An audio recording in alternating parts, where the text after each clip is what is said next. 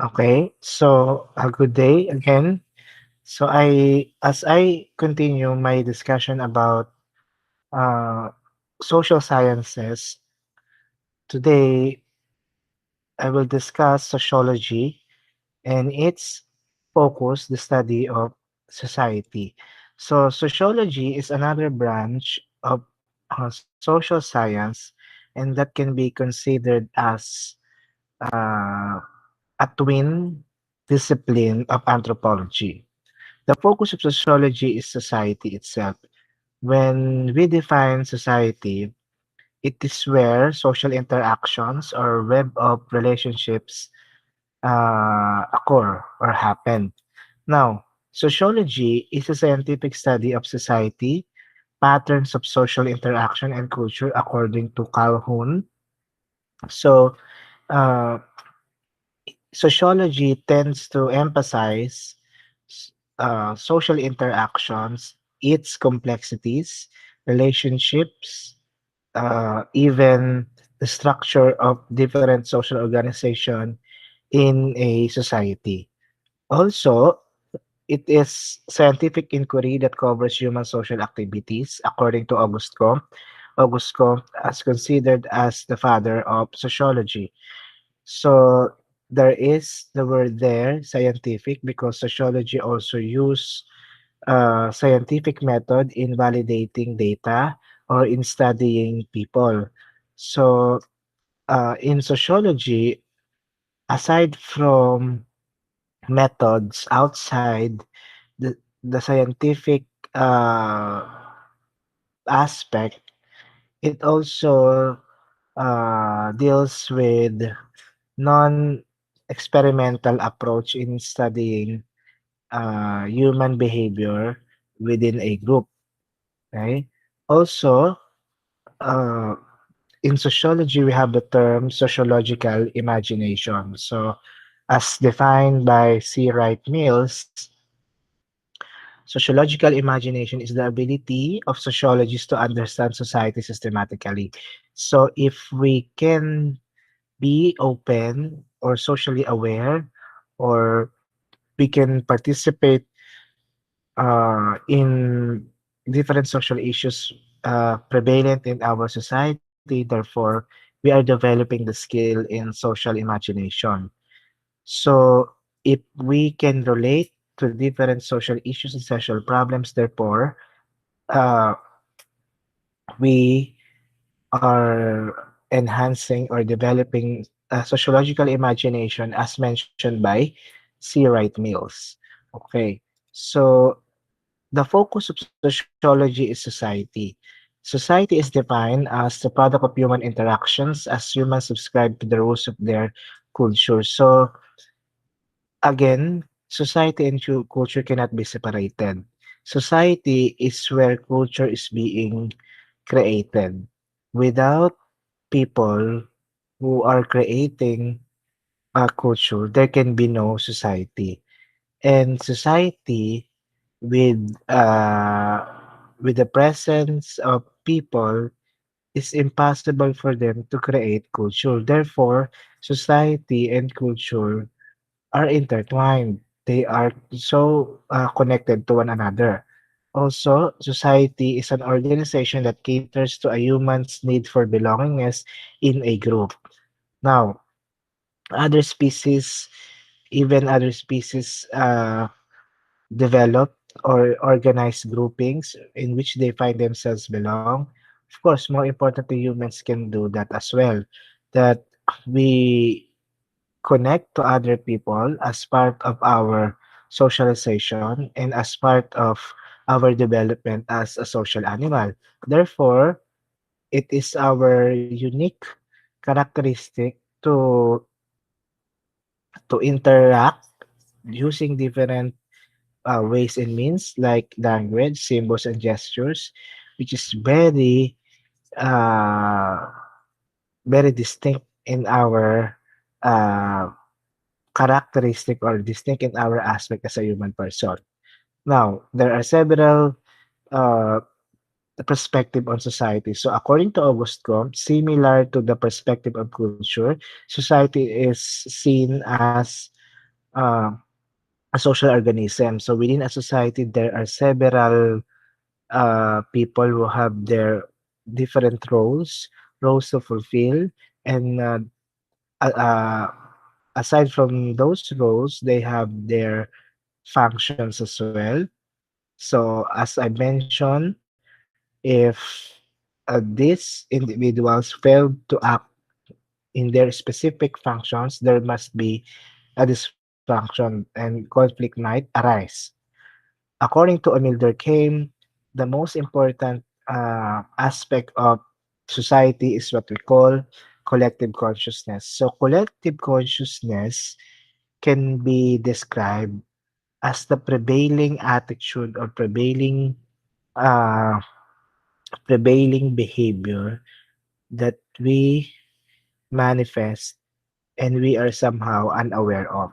For example, uh, in America, there is what we call American dream. Every Americans dream of having a better future for their family. And even without contesting that American dream to other Americans, they will agree that all Americans will pursue this American dream that they called. So in the Philippines, our collective consciousness is our pakikipagkapwa. The term kapwa cannot be translated in English because the term kapwa is solely in the Philippines. So we relate to others because we see ourselves to them. We see our kalooban to them. Therefore, that is the concept of kapwa, which is very uh, which is very dissimilar to the American or the Western concept of others. Okay? We tend to help and we tend to connect easily to other Filipinos because of our concept of kapwa. So another is the concept of Talcott Parsons. According to Talcott Parsons, society primarily highlights means and relationship.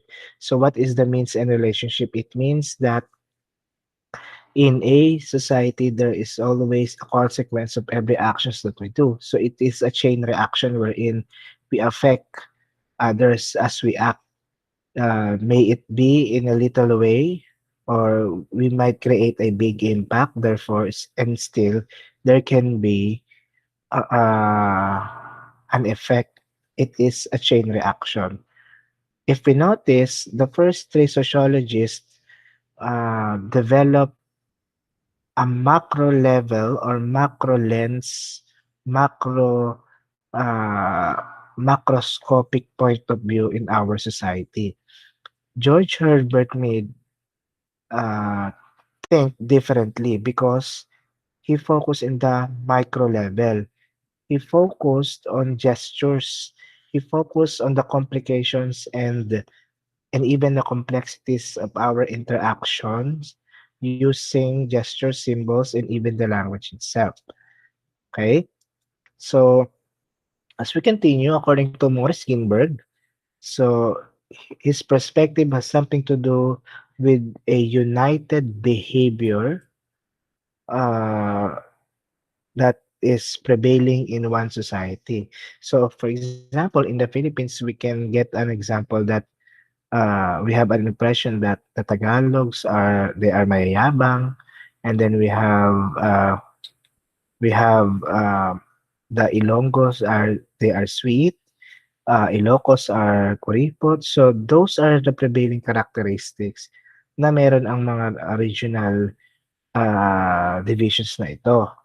And then that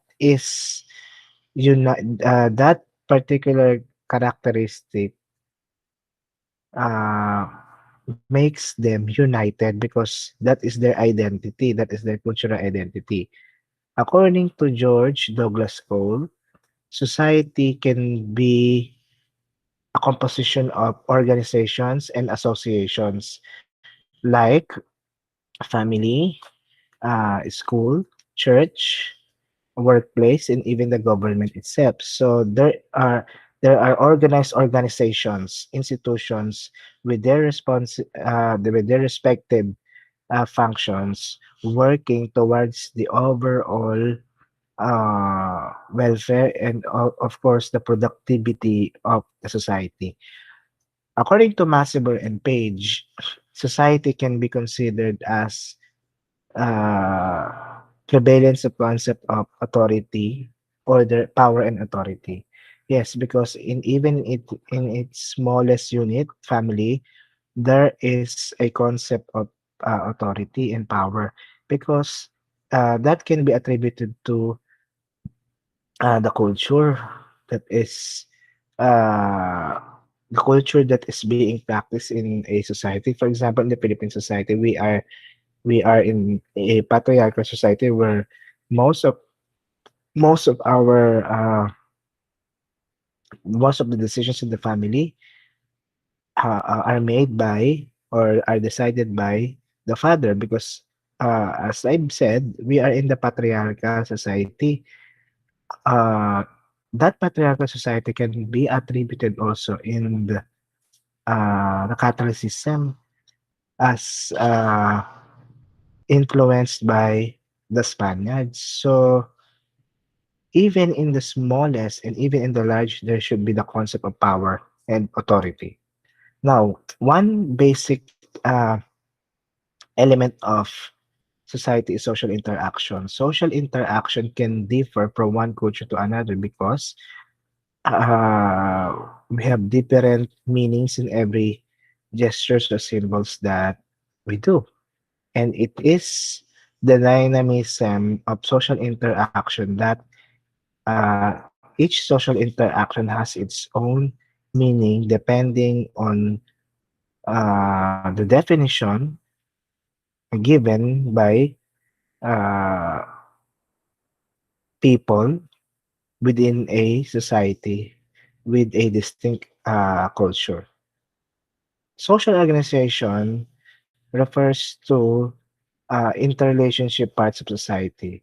So, for example, uh, social school can be considered a social organization because there is a teacher, there are professors, there are administrator, and you as a student. In the family, we have our parents and you as their children. So that can be considered a social organization. So what are the elements of social organization?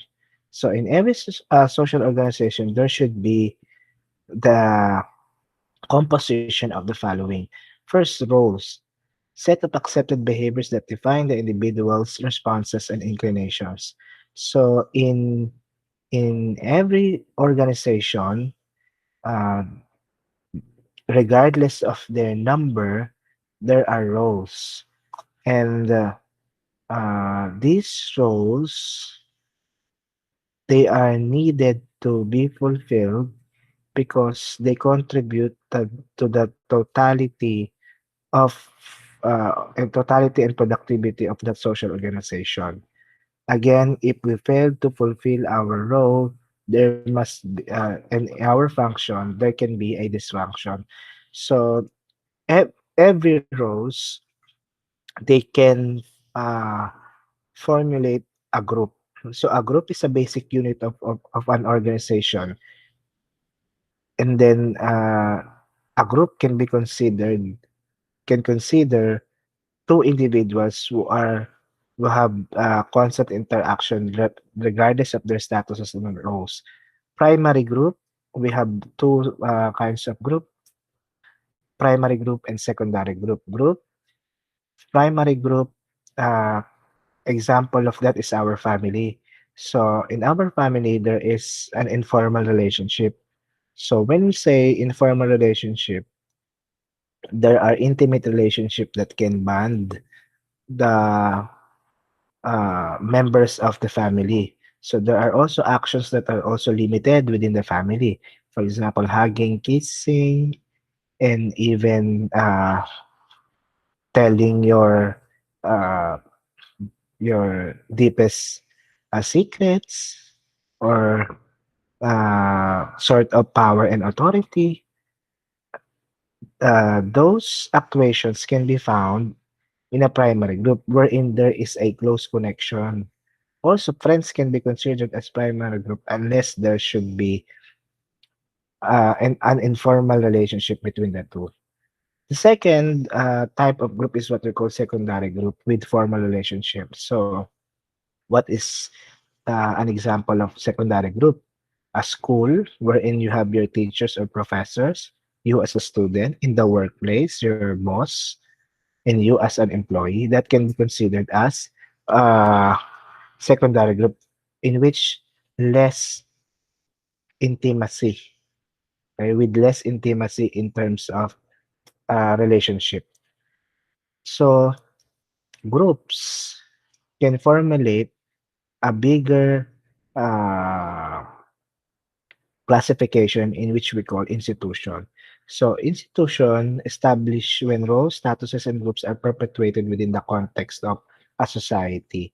So they are perpetuated because they are long lasting within a society. They are institution which can last from generation to generation because they are established well in a society. Examples of such: family, religion, education, the concept of marriage, economy, and government.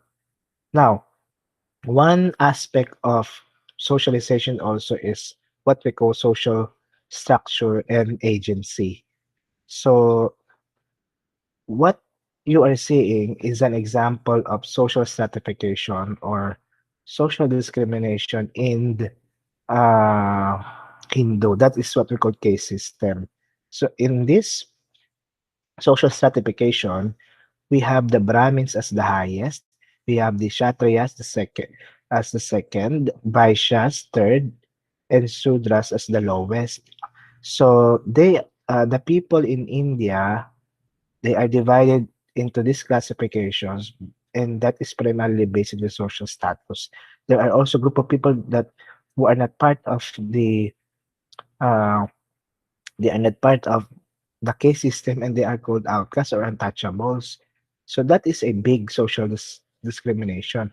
Wherein in the Philippines, we also had that in our Philippine history, wherein we regard the highest as uh, the Datu or Rahas. We have the Maharlika and then Timawa or the Freeman, and then we have also the Alipin. But the main difference is here in the Philippines, you can change your status because if for example if a slave a female slave marries a commoner or timawa, therefore that slave will eventually change her status. But here in this case system, you will be forever part of social class or social status that you belong.